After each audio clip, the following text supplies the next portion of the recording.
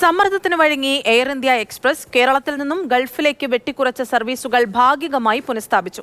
Thiruvananthapuram Dubai സർവീസുകളാണ് Air India Express പുനഃസ്ഥാപിച്ചത്. തിരുവനന്തപുരത്ത് നിന്നും അബുദാബിയിലേക്കുള്ള സർവീസുകൾ ഡിസംബർ 3-ന് പുനഃസ്ഥാപിക്കും. ഈ മാസം 28-നാണ് തിരുവനന്തപുരം ദുബായ് സർവീസുകൾ എയർ ഇന്ത്യ എക്സ്പ്രസ് പുനരാരംഭിക്കുക.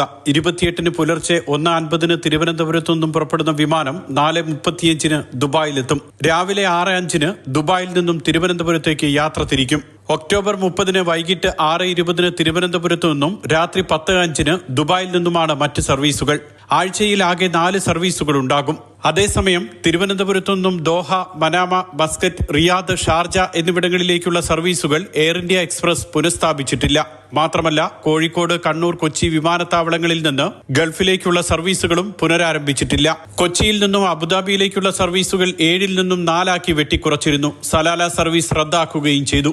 കണ്ണൂരിൽ നിന്നും കുവൈറ്റ്, ദമാം, ജിദ്ദ സർവീസുകളും റദ്ദാക്കിയിട്ടുണ്ട്. മറ്റിടങ്ങളിലേക്കുള്ള സർവീസുകളും വെട്ടിച്ചുരുക്കി. കോഴിക്കോട് നിന്നും അബുദാബി, ഷാർജ, ദമാം, കുവൈറ്റ് തുടങ്ങിയ സ്ഥലങ്ങളിലേക്കുള്ള സർവീസുകളും വെട്ടിച്ചുരുക്കിയിരുന്നു.